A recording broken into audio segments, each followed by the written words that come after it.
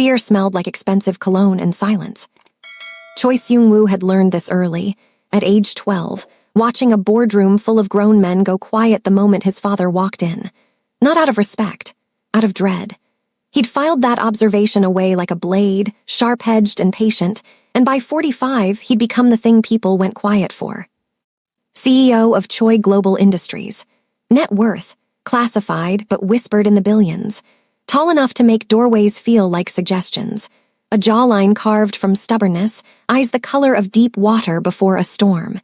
He moved through Seoul's elite circles like a predator that had long since stopped needing to hurry.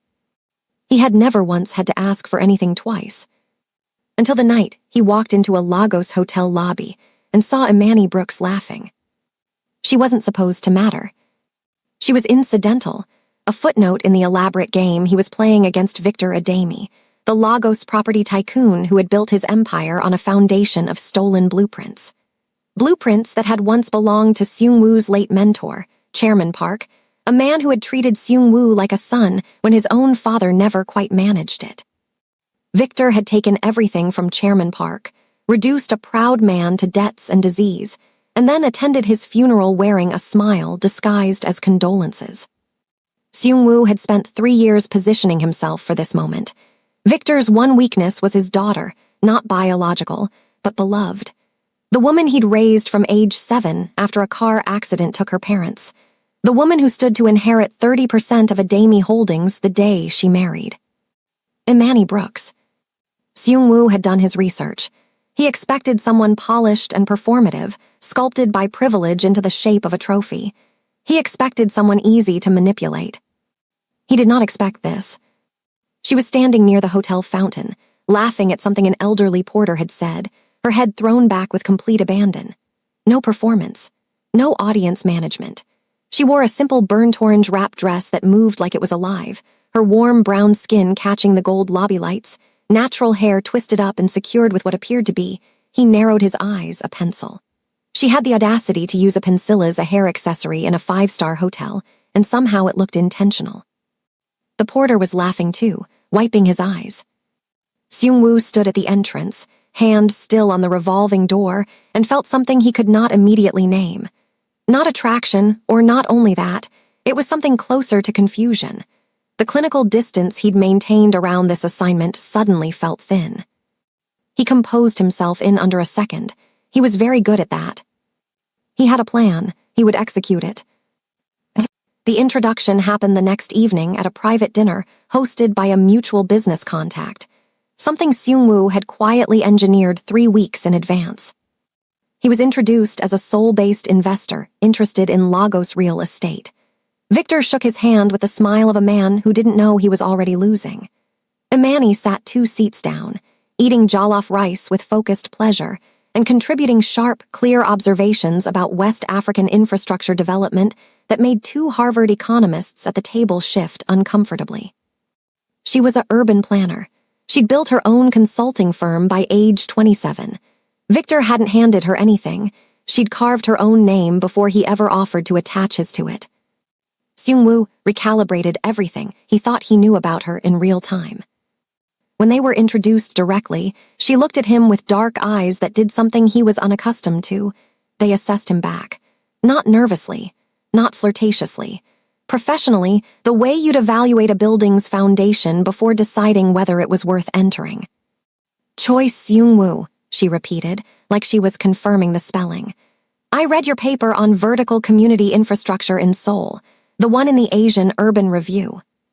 He blinked, one blink barely noticeable. You read academic journals on urban planning. I write for academic journals on urban planning, she said. Your thesis on displacement prevention was interesting. Your conclusion was wrong, but the framework was interesting. Silence rippled around the table. Seung-woo looked at her for a long moment.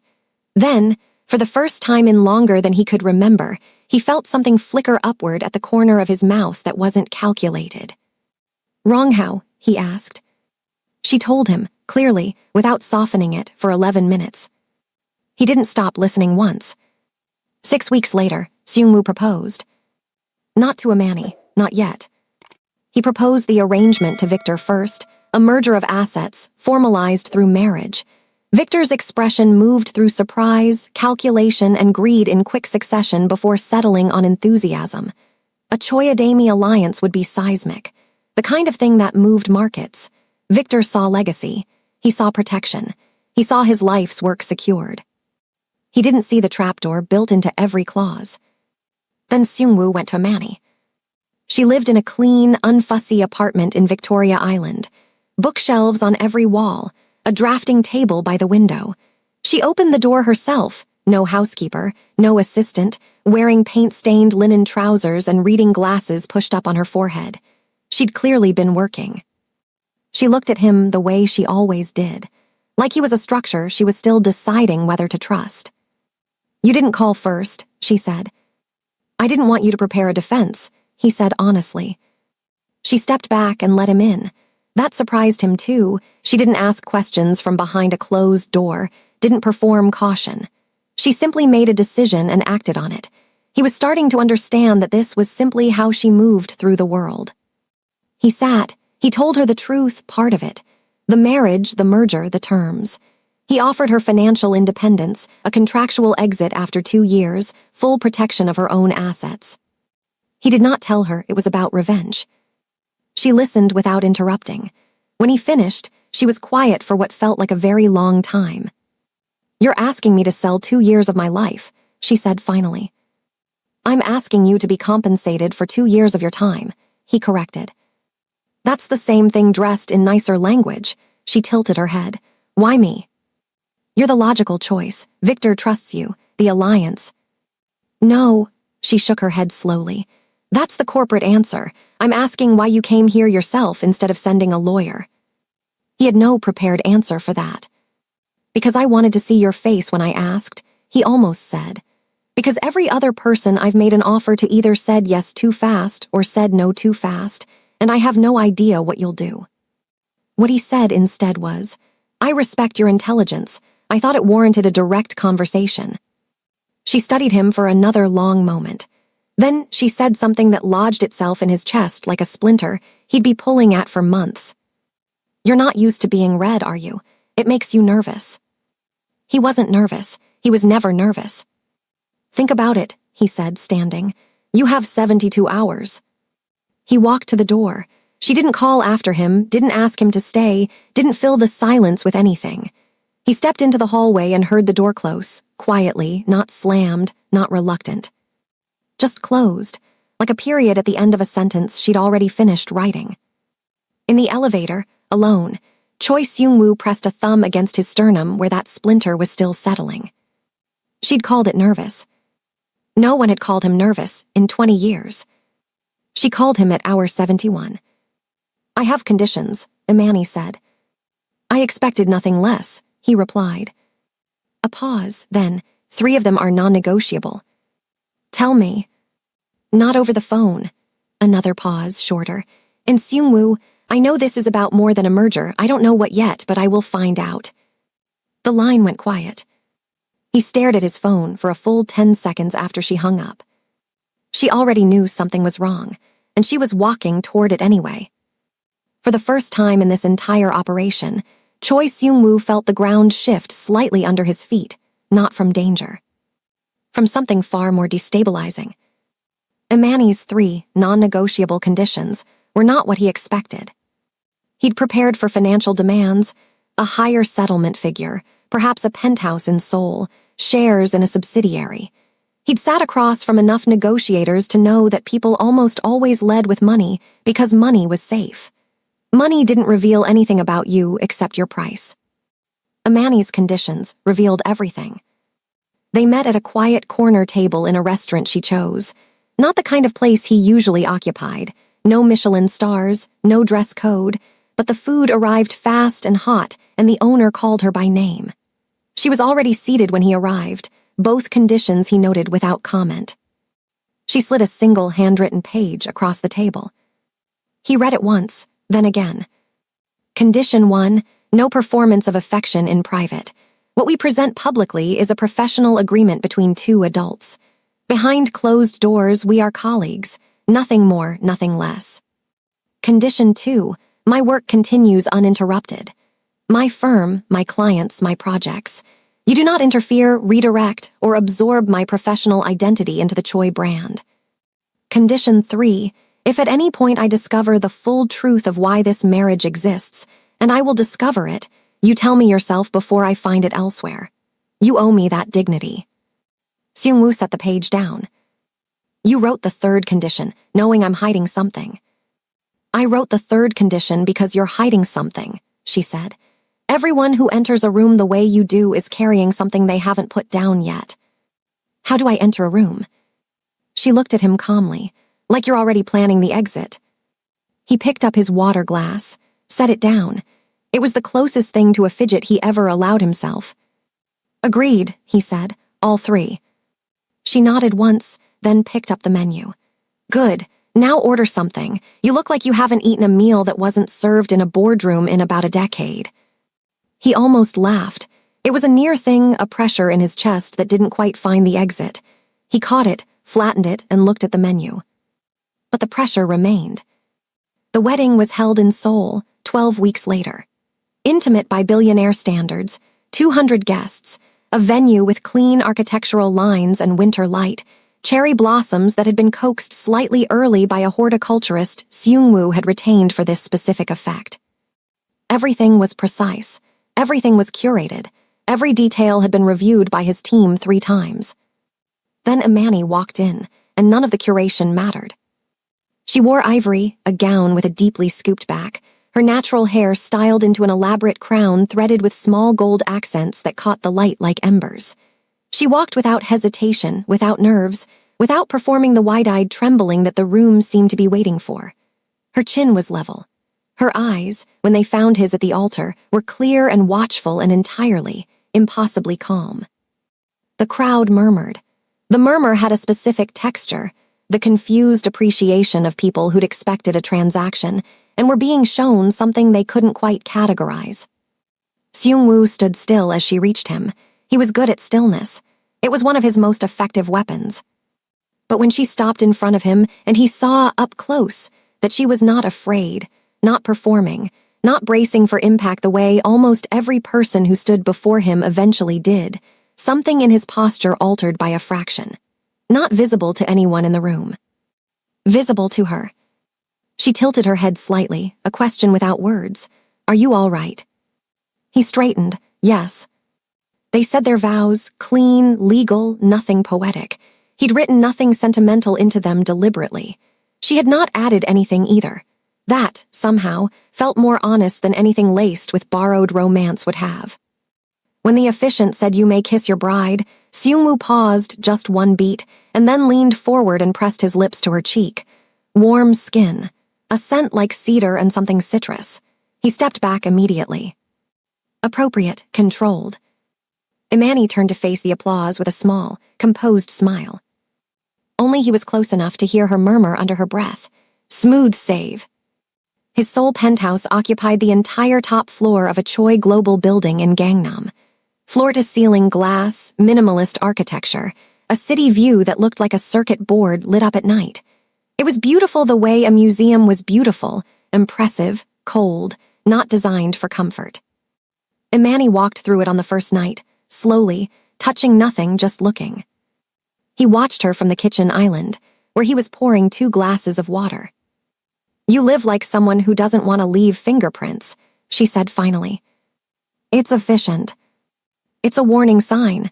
She turned to face him, leaning against the glass wall with her arms crossed, the city blazing behind her like she'd summoned it. You can exist here. I need to live here. There's a difference. What do you need? She was quiet for a moment, like she hadn't expected him to ask that simply. Books visible, not in a library room on shelves in rooms where you can see them. A drafting table by natural light. Coffee that isn't made by a machine with 17 settings, a kettle and a press, that's all. And one wall I can put things on. Notes, sketches, references, one wall that can be used. He looked at the pristine white wall to his left, which had held nothing for the 3 years he'd lived here. Done, he said. She blinked. That's it, no negotiation. You said what you needed. Why would I negotiate against your comfort in your own home? Something moved across her face. Not quite surprise. Something quieter and more unsettling than surprise, because he couldn't name it and he named everything. She took the glass of water he held out and said, "Thank you." Those 2 words in her voice, in that kitchen, at that hour, they landed differently than gratitude usually did for him. Usually gratitude tasted like power. Someone acknowledging they owed you something. This tasted like nothing he had vocabulary for. 3 months in, Seung-woo made his first mistake. It wasn't a business error, he didn't make. It was smaller and more catastrophic. It happened at a private dinner with his inner circle, 6 men who had served him loyally for over a decade, men who knew the architecture of the revenge plan, who knew Victor Adami's name the way surgeons know the name of a tumor. Imani had joined the dinner because it was expected. She sat at his left, engaged where appropriate, quiet where quieter was smarter. He'd noticed over 3 months that she understood rooms. She could read power dynamics and social weather with an accuracy that his most senior advisors occasionally missed. The conversation turned, carefully, to the Adami acquisition timeline. Seung-woo guided it there deliberately, keeping his voice level and his language clean, nothing that would translate as sinister to an outside ear. But then one of his men, Kim Yi-hoon, loyal but occasionally careless, raised his glass and said, with a smirk aimed at Seung-woo, "To the old man finally getting what was owed." The toast was drunk. Seung-woo did not look at Imani. He should have looked at Imani. Because when he finally did, 20 minutes later, her face had not changed. She was still composed, still present, still making easy conversation with the man to her right. But her left hand, resting on the table near his, had curled slightly, not a fist, just a quiet gathering of fingers, like someone bracing for cold. She knew, she'd caught it. He said nothing. He told himself he would handle it. He told himself the timeline was still intact, the plan was still sound. She didn't have enough pieces yet. He went to sleep at midnight. When he woke at 3 a.m., she was at the drafting table by the window, city lights spread below her, working in silence. Not unusually, she often worked late. But he lay in the dark, watching the silhouette of her against the glass and felt, for the first time in his adult life, something that was the precise opposite of control. Guilt. It was unfamiliar. It sat in his chest like a stone he hadn't swallowed, but found there anyway. The call came on a Tuesday. Imani took it in the hallway, which was unusual. She never self-consciously removed herself from rooms. He heard only the last 4 seconds before she appeared in the doorway of his study, and her face had done something he had never seen it do. It had gone completely still, not calm, still, the way things go still before a fracture. "Victor had a heart attack," she said. "He's in ICU." Seung-woo set down his pen. He kept his expression neutral, composed, the face he wore for crises, because he was a man who had prepared for variables. He had not prepared for the way she would look at him in this moment. Not for sympathy, not asking him to comfort her, looking at him the way someone looks at a locked door when they've just found the key. "He's the target," she said, quietly, without drama. "That's what this is, that's what Yi-hoon meant." The silence between them lasted 6 seconds. "Imani." "Don't." Her voice was soft and devastatingly steady. "Don't manage me right now. I'm not a situation." She walked to the window. He watched her stand there, arms at her sides, looking out at Seoul the way she looked at blueprints, searching for the load-bearing elements, the places something could collapse. When she finally turned around, her eyes held something that broke something in him he hadn't known was still intact. "Tell me the truth," she said, "all of it." Condition 3. He had agreed. He had always known this moment would come. He had built the contract around it, had filed it under manageable future variable. But standing in front of Imani Brooks, his wife, watching her hold herself together with a dignity he had never earned and didn't deserve, Choi Seung-woo understood something that no boardroom, no acquisition, no act of revenge had ever taught him. Some debts cannot be paid with money. Some things, once broken, don't negotiate. He sat down. He told her everything. He talked for 40 minutes without stopping. That alone was unprecedented. Choi Seung-woo did not narrate. He issued directives, he made arguments, he presented positions. He did not sit across from another human being in the small hours of the morning and confess. It wasn't architecture he'd ever built into himself. But Imani sat in the armchair across from him, feet tucked under her, and she listened the way she always listened, completely, without performance, without interrupting to insert her own reaction. So he kept going. He told her about Chairman Park, a self-made man from Busan who'd spent 30 years building an architectural engineering firm that was quietly revolutionary, designs that prioritized community over spectacle, affordable structures that didn't insult the people who lived in them. He'd taken a 22-year-old Seungwoo under his wing when every other door in Seoul was still locked, had taught him that wealth without philosophy was just hoarding, that a building should serve the human being first and the skyline second. He told her how Victor Adami had come into their world under the guise of partnership, a Lagos-Seoul joint development project, culturally significant, architecturally ambitious. How over 18 months of collaboration, Victor had extracted every proprietary design system, every structural innovation, every intellectual framework Chairman Park had spent his career developing. How he then quietly terminated the partnership on a technicality, registered the methodologies under Adami Holdings' intellectual property portfolio, and sued Chairman Park for breach of a clause so deeply buried in the original contract that 3 lawyers had initially missed it. He told her about the legal fees that bled Chairman Park dry, about watching a man who had never once moved through the world with his elbows out get systematically dismantled by someone who moved with nothing else, about visiting Chairman Park in the hospital the month before he died, in a ward that was a long distance from where he deserved to be, and hearing the old man say, with no bitterness, only a terrible exhaustion, "I trusted the wrong room, Seungwoo. Read every room before you walk in." He had not cried then, he didn't cry now. But his voice changed texture on that last sentence. Something in it thinned, briefly, like light through a fault in stone. Imani was quiet for a long time after he finished. "The acquisition," she said eventually. "You were going to take Adami Holdings apart, dismantle Victor's legacy the way he dismantled Chairman Park's." "Yes." "Using me as the mechanism." "Yes." Another silence, longer. He endured it because he owed it to her every second of it. "And the heart attack changes your timeline." "It complicates it," he said carefully. "A man in ICU cannot be held accountable in the ways I designed." She looked at him with those eyes that always seemed to be finding the load-bearing wall. "You mean it's harder to destroy someone who's already broken?" He said nothing. "Does it feel the way you thought it would?" she asked. The question landed somewhere unexpected. He'd rehearsed the endgame thousands of times. The moment Victor understood what was happening, the moment the legal documents arrived, the moment Choi Seung-woo stood in the wreckage of everything the man had stolen and finally exhaled. He'd carried that image for 3 years like a compass. "I haven't arrived there yet," he said. "I don't think you'll find what you're looking for when you do." Her voice wasn't gentle. It wasn't cruel either. It was simply honest, the way a structural assessment is honest, not unkind, just unwilling to lie about what it finds. "You've been building toward a moment that's supposed to give Chairman Park back to you. It won't.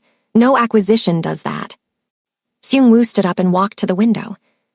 The city burned quietly below. "You're not going to ask me to stop," he said.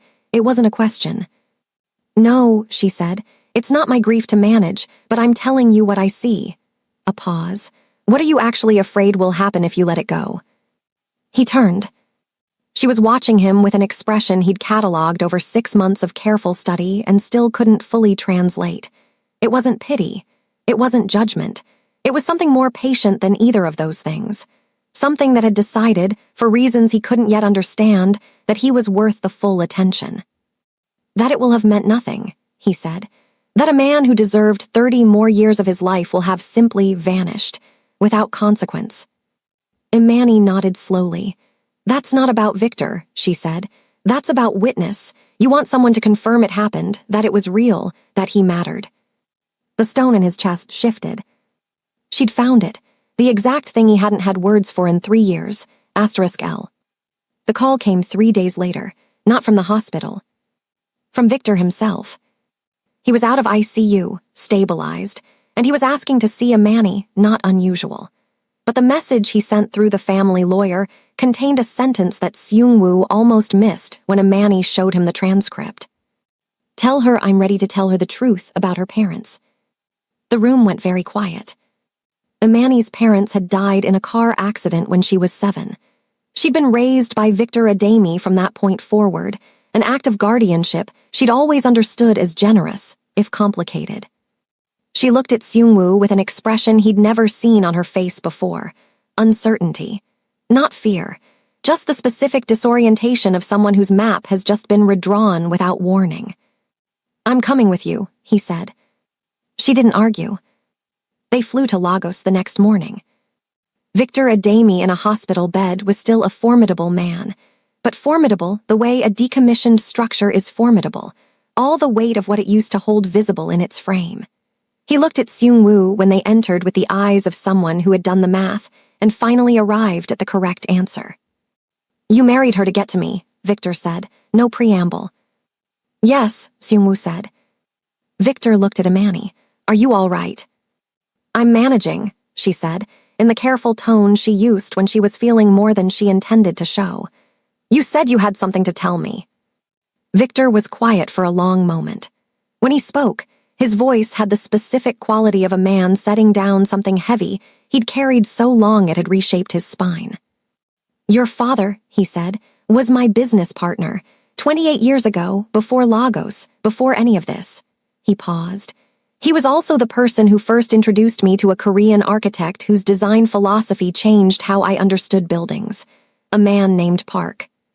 The air in the room changed. Manny went still. "What are you saying?" "Your father and Chairman Park were collaborators, close ones. Your father died before the partnership with Park fully developed. The accident was real, I want to be clear about that. But the intellectual foundation I built my early career on, the design methodologies I later registered, that I later used against Park, some of those ideas originated from your father too, from both asterisk of them." He closed his eyes briefly. "I didn't steal from a stranger. I stole from the work of 2 men I had actually loved." Seung-woo was very, very still. Manny's hand found the arm of the chair beside her. "And you raised me," she said slowly, "knowing that." "I raised you because asterisk of that," Victor said. "I owed your father a debt I couldn't repay to him directly." His eyes, tired and unclouded for perhaps the first time, moved to Seung-woo. "I've known who you were since before this marriage. I knew this was coming. I let it come because," his voice fractured slightly, "because Park deserved someone to fight for him, even if it had to be this way." The silence that followed was the loudest thing Seung-woo had ever stood inside. They didn't speak much on the flight back to Seoul. Somewhere over the Atlantic, Manny fell asleep in the seat beside him, not leaning on him, but close, her head tilted toward the window, her breathing deep and even. She slept the way she did everything, without self-consciousness, without performance, fully committed to the act itself. He sat in the dark of the cabin and looked at the document his legal team had prepared, the full acquisition structure, every clause designed to fracture Adami Holdings methodically, to scatter what Victor had built to the 4 winds. He read it for a long time. Then he closed it. He did not delete it. He wasn't a man who made decisions at 30,000 feet in the middle of the night from a place of emotional disruption. But he held it closed and sat with what Manny had said in his study 3 nights ago. You want someone to confirm it happened, that it was real, that he mattered. Chairman Park had mattered. The buildings were still standing, quiet and dignified in 3 countries, serving the communities they'd been designed for. The students Park had mentored were now architects themselves, carrying methodologies forward that Victor had registered under his own name, but could not actually own because ideas, genuinely revolutionary ones, have a way of persisting regardless of whose signature sits above them.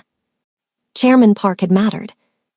And Seung-woo had spent 3 years trying to prove it by destroying something, when the proof had been standing in concrete and inhabited by living people all along. He'd been looking for the wrong evidence. He turned and looked at Manny sleeping beside him. She had walked into this knowing something was wrong, had signed the contract anyway, not from naivety, but from a specific kind of courage that assessed risk clearly and chose to proceed. She'd offered him her conditions: dignity, honesty, autonomy. She'd put her name next to his and trusted him with the architecture of 2 years of her life, and he had built the whole thing on a foundation he'd never disclosed. He owed her more than the truth he'd already given. He owed her a choice about what came near.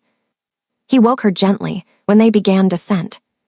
She came awake the way she always did, immediately, without disorientation, blinked once, looked at him. "I'm going to restructure the acquisition," he said. "Not abandon it entirely. Victor still owes a formal acknowledgement and a legal restoration of Chairman Park's intellectual property rights. That part I will finish, but the dismantlement," he paused, "I'm reducing it." She watched him. "It won't bring him back," he said. "You were right about that, but a formal record, a public correction of the attribution, means his name goes back onto work that carries it.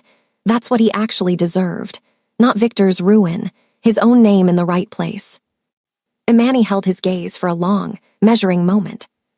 "That took courage," she said. "It took you," he said, simply, without strategy. Something shifted in her expression then, not dramatic, not cinematic. Just a small, quiet opening, like a window in a room that had been closed too long. "Our 2 years are almost up," she said.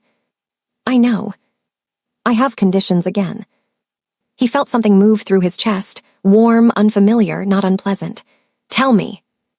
3. "Of course." She looked at him steadily. 1.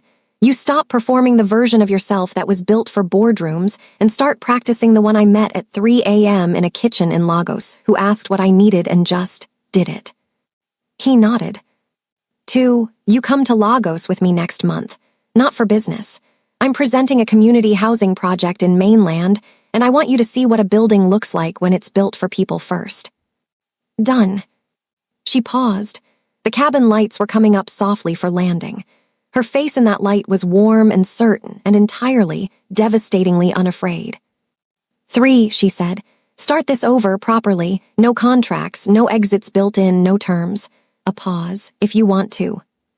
Choi Seung-woo, who had not needed to ask for anything twice in over 2 decades, who had built his entire life on the principle that vulnerability was a structural weakness, who had married this woman as a weapon and discovered she was a mirror, looked at Imani Brooks and felt every calculation he'd ever made become irrelevant. I want to, he said. 6 months later, a small but significant legal event occurred in Seoul that most of the business press considered a footnote. Adami Holdings publicly acknowledged and restored attribution of 17 foundational design methodologies to the estate of the late Chairman Park Young-yi. No courtroom, no drama, a press statement and a formal correction in the academic record. Seung-woo framed the statement. He put it on the one wall in the penthouse that had notes and sketches on it now, Imani's wall, which had migrated through 3 rooms until it occupied the main living space, covered in project references and ideas, and one photograph she'd added quietly. A picture of a building in Busan, simple and dignified, that a plaque now identified correctly. He didn't announce it. He didn't explain it. She saw it one morning over coffee and went still for a moment. Then she turned and looked at him across the kitchen. You found it, she said. You showed me where to look. She crossed the kitchen and stood in front of him. This woman who had walked into a room with a man the whole world feared, and simply, infuriatingly, refused to be afraid, and put her hand flat against his chest, over the place where a splinter had lodged itself the first evening in a Lagos hotel lobby. For the record, she said quietly, I knew it was a bad idea from the beginning. The marriage. Falling for you. A small, warm, irresistible smile. Terrible timing. Terrible circumstances. You were hiding things. I had better options. He covered her hand with his.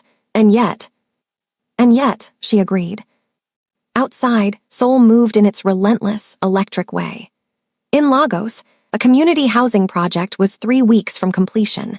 40 families moving into buildings designed with the philosophy that people deserve beauty and function in equal measure. A philosophy that had originated between 2 men who'd understood that long before either of their names were attached to anything significant.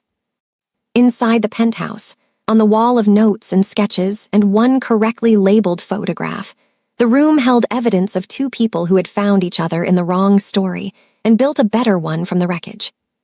Some walls are built to protect us. The right person doesn't knock them down. They simply stand close enough, long enough, that we take them down ourselves.